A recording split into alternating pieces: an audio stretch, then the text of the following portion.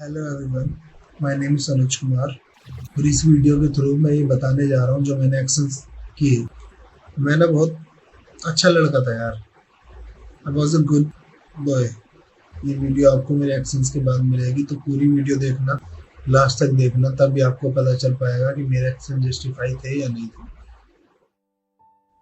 हर प्यार अपने सुखद अंजाम तक पहुंच जाए ऐसा जरूरी नहीं है। कुछ प्यार का अंत इतने भयानक तरीके से होता है कि सुनकर रूह कांप जाती है। आज हम आपको जिस सच्ची घटना के बारे में बताने जा रहे हैं उसमें भी कुछ ऐसा ही हुआ था। नोएडा के शिव नादर यूनिवर्सिटी में पढ़ने वाले दो छात्र एक दूसरे से प्यार करने लगते हैं। प्यार इतना गहरा हो जाता है कि साथ जीने मरने की कस्में तक खा लेते हैं। मगर तभी 18 मई 2023 के दिन लड़का सरेआम लड़की को गोलियों से छलनी कर देता है और कुछ ही मिनट बाद लड़के का भी भयानक अंजाम होता है। इस घटना के बाद हर किसी के जहन में बस एक ही सवाल घूमने लगता है कि आखिर इन दोनों के बीच ऐसा क्या हुआ कि प्यार से शुरू हुआ रिश्ता खूनी अंजाम तक पहुंच गया। आखिर लड़का यूनिवर्सिटी के अंदर पिस्तौल लाने में कैसे कामयाब हो गया। तो चलिए इन्हीं सवालों के जवाब के साथ साथ पूरी कहानी हम आपको आगे बताते हैं। इस पूरी घटना की जांच पड़ताल के दौरान पुलिस इन्वेस्टिगेशन में भी जो कुछ सामने आया था वो भी बेहद चौंकाने वाला था। तो आखिर क्या कुछ है इस घटना की पूरी कहानी, चलिए जानते हैं सब कुछ इस वीडियो में विस्तार से। कहानी में आगे बढ़ने से पहले क्राइम की कहानी चैनल को जरूर सब्सक्राइब कर लें। दोस्तों, हम 18 मई 2023 को नोएडा के शिव नादर यूनिवर्सिटी में हुए स्नेहा चौरसिया मर्डर केस की बात कर रहे हैं। स्नेहा चौरसिया कानपुर के ओम नगर की रहने वाली थी, मगर उसने अपना एडमिशन 3 साल पहले ही नोएडा के इसी शिव नादर यूनिवर्सिटी में करवाया था। घटना के समय स्नेहा बीए थर्ड ईयर की स्टूडेंट थी। यूनिवर्सिटी में 12 मई 2023 को एग्जाम खत्म हो चुका था और ज्यादातर छात्रों की छुट्टी हो चुकी थी और सभी अपने अपने घर लौट चुके थे। मगर स्नेहा समेत कुछ छात्र अभी भी यूनिवर्सिटी के अंदर मौजूद थे, क्योंकि 26 मई को यूनिवर्सिटी में दीक्षांत समारोह का आयोजन होने वाला था। इसी दीक्षांत समारोह की तैयारी के लिए कुछ छात्र अपने मर्जी से रुक गए थे। स्नेहा चौरसिया के साथ साथ अनुज नाम का एक लड़का भी तैयारी के सिलसिले में यूनिवर्सिटी में ही रुका हुआ था। अनुज अमरोहा का रहने वाला था तथा उसने भी कुछ साल पहले ही शिव नादर यूनिवर्सिटी में अपना एडमिशन करवाया था। वो भी स्नेहा की तरह ही बीए थर्ड ईयर का स्टूडेंट था। स्नेहा और अनुज दोनों ही सोशियोलॉजी विषय के साथ अपनी ग्रेजुएशन पूरी कर रहे थे। जैसा कि हमने बताया, यूनिवर्सिटी में दीक्षांत समारोह की तैयारियां चल रही थीं, तो 18 मई 2023 को भी छात्र तैयारियों में लगे हुए थे। तभी दोपहर के समय स्नेहा और अनुज भी यूनिवर्सिटी के डाइनिंग हॉल के सामने पहुंचते हैं। यहां पर दोनों एक दूसरे को देखते ही गले लगाते हैं और बातचीत शुरू कर देते हैं। अभी बातचीत शुरू ही हुई थी कि दोनों में थोड़ी बहुत बहस होने लगती है। थोड़ी देर की बहस के बाद फिर दोनों थोड़े शांत होते हैं और बातचीत का सिलसिला चल पड़ता है। इसी बातचीत के दौरान अनुज स्नेहा चौरसिया को गले लगाता है। गले लगाने के अगले ही सेकंड शिव नादर यूनिवर्सिटी का कैंपस गोलियों की ताड़ाहट से गूंज उठता है। जब लोगों का ध्यान आवाज की तरफ जाता है तो लोग देखते हैं कि अभी जिस अनुज ने स्नेहा को गले से लगाया था उसके हाथ में पिस्तौल है, और जो स्नेहा अभी चंद सेकंड पहले अनुज की बाहों में थी वो खून से लथपथ जमीन पर पड़ी हुई है। लोग कुछ समझ पाते उससे पहले ही बड़े आराम से अनुज हाथों में पिस्तौल लहराते हुए अपना बैग लेकर वहां से निकल जाता है।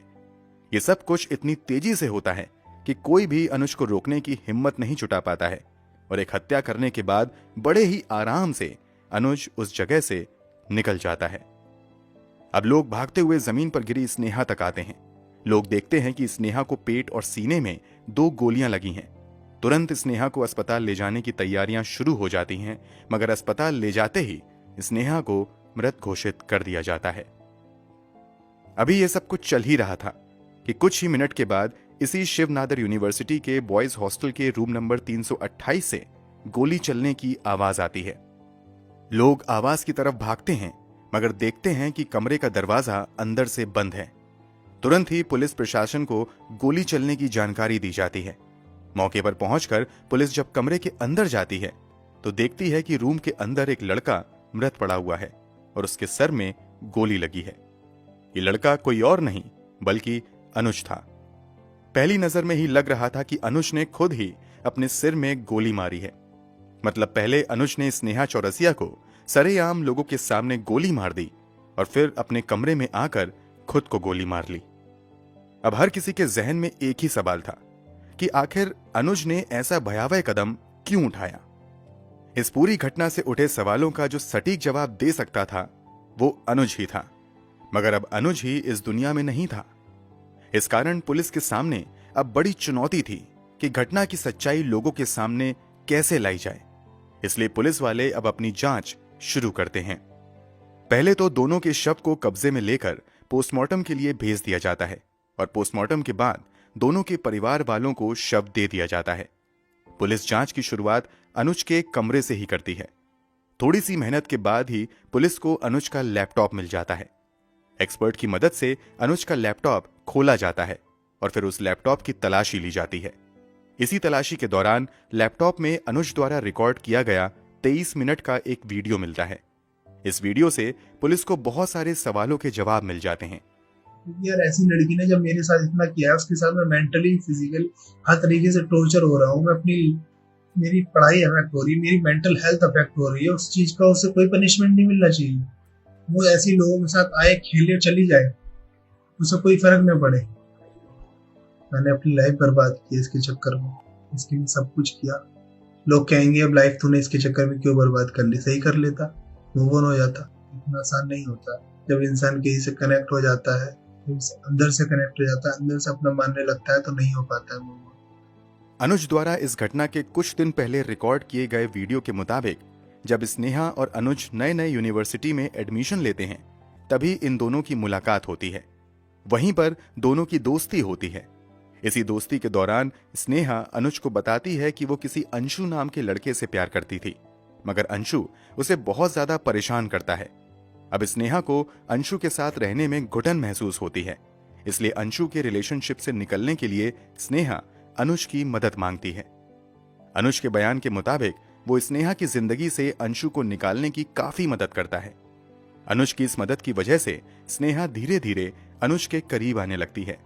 इस कारण दोनों की दोस्ती समय के साथ और ज्यादा गहरी हो जाती है, जो एक समय के बाद प्यार में बदल जाती है। अंशु से मिली आजादी के कुछ ही समय बाद स्नेहा अनुज को प्रपोज करती है। अनुज के मुताबिक वो स्नेहा के प्रपोजल को रिजेक्ट करते हुए कहता है कि हम दोनों एक दोस्त के तौर पर ही सही हैं। मगर एक समय बाद अनुज भी स्नेहा के प्रपोजल को एक्सेप्ट कर लेता है और दोनों रिलेशनशिप में आ जाते हैं। अपने द्वारा रिकॉर्ड किए गए वीडियो में अनुज आगे बताता है कि पहले तो कुछ दिनों तक इन दोनों का रिश्ता बहुत अच्छे से चलता है। दोनों एक दूसरे को दिलो जान से प्यार करने लगते हैं, मगर बीतते समय के साथ स्नेहा का बर्ताव बदलने लगता है और धीरे धीरे इन दोनों के बीच लड़ाइयां होने लगती हैं। फिर एक समय बाद स्नेहा अनुज से कहती है कि मुझे अपना करियर बनाना है, मेरे कुछ सपने हैं, उसे पूरे करने हैं, मगर इस प्यार के चक्कर में मेरे सपने और मेरे घर वालों के सपने पीछे छूट रहे हैं। इसलिए मैं इस रिश्ते को खत्म करना चाहती हूं और अपना पूरा ध्यान पढ़ाई पर लगाना चाहती हूं। अनुज के बयान के मुताबिक स्नेहा के ऐसा कहने पर वो स्नेहा को समझाने की कोशिश करता है, मगर स्नेहा के जिद करने पर अनुज कहता है कि ठीक है, हम दोस्त बनकर रह सकते हैं। मगर स्नेहा दोस्त बने रहने से भी मना कर देती है और इस रिश्ते को खत्म कर देती है। अनुज आगे बताता है कि वो कुछ समय तक तो यही समझता रहता है कि स्नेहा ने अपने करियर पर ध्यान देने के लिए इस रिश्ते को खत्म किया है, मगर एक दिन अनुज स्नेहा का लैपटॉप एक्सेस कर लेता है और उसके व्हाट्सएप चैट से लेकर कई सीक्रेट मैसेज पढ़ लेता है, जिससे पता चलता है कि वास्तव में अब स्नेहा किसी आशुतोष पांडे नाम के लड़के के साथ रिलेशनशिप में आ गई थी, इसलिए उसने अनुज से रिश्ता खत्म किया था। जब अनुज को पता चलता है कि उसने दूसरे लड़के के लिए उसे छोड़ा है तो वो अपना आपा खो देता है और उसी दिन तय कर लेता है कि स्नेहा ने उसे धोखा दिया है और इसकी सजा उसे जरूर मिलेगी। इसी के बाद अनुज मौके की तलाश में लगा रहता है और फाइनली 18 मई 2023 को मौका मिलते ही पहले तो स्नेहा को गले लगाता है और फिर थोड़ी सी नोक-झोंक के बाद उसके पेट और सीने में गोली मार देता है।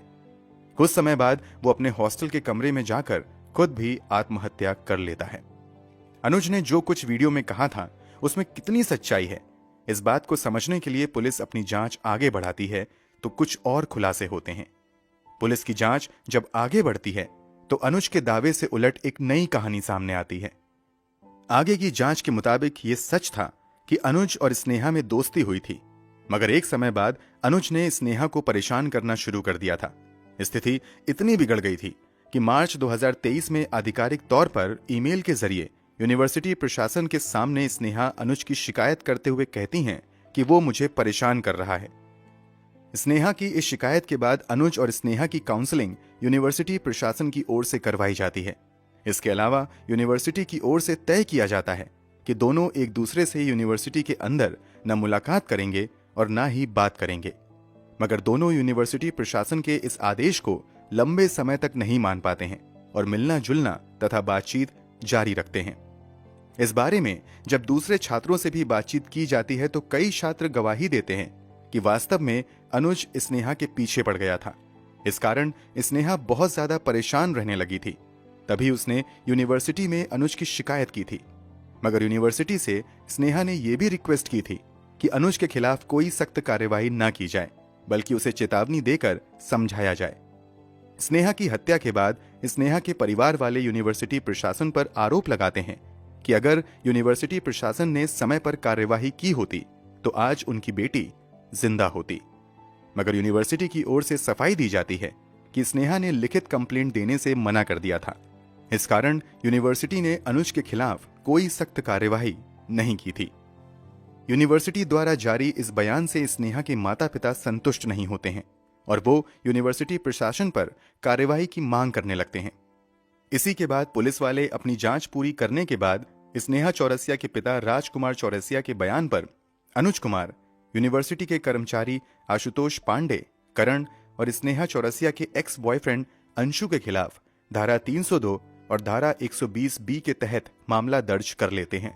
इस मामले में यूनिवर्सिटी प्रशासन पर भी एफआईआर दर्ज की जाती है। एफआईआर दर्ज करने के अलावा पुलिस इस सवाल के जवाब की तलाश में भी लग जाती है कि आखिर अनुज को पिस्टल कहां से मिली। बहुत जल्द पुलिस को इस सवाल का जवाब मिल जाता है।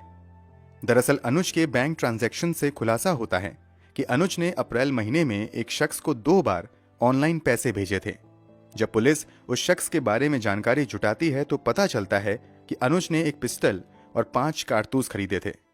इस खुलासे के बाद अनुज को पिस्तौल उपलब्ध कराने के आरोप में भी 3 लोगों को गिरफ्तार करते हुए उन पर भी एफआईआर दर्ज की जाती है। फिलहाल इस केस की स्थिति की बात करें तो पुलिस ने विभिन्न धाराओं के तहत यूनिवर्सिटी प्रशासन समेत 5 लोगों पर एफआईआर दर्ज की है और अपनी जांच आगे बढ़ा रही है। जांच में जो भी आए, मगर सच्चाई तो यही है कि शायद शक और गलतफहमी ने 2 हंसते खेलते परिवारों को कभी न मिटने वाला गम दे दिया। दोस्तों, इस वीडियो के बारे में आप क्या कहना चाहेंगे? कमेंट बॉक्स में जरूर बताएं। अगर आपको हमारी मेहनत पसंद आई हो तो इस वीडियो को लाइक करते हुए शेयर भी जरूर करें। अगर आपने अब तक क्राइम की कहानी चैनल को सब्सक्राइब नहीं किया है तो जल्दी से चैनल को सब्सक्राइब कर लें। लेटेस्ट वीडियो की जानकारी के लिए बेल आइकन दबाना बिल्कुल ना भूलें। क्राइम की दुनिया से जुड़ी ऐसी ही सच्ची कहानियों के लिए हमारे साथ जुड़े रहें। धन्यवाद।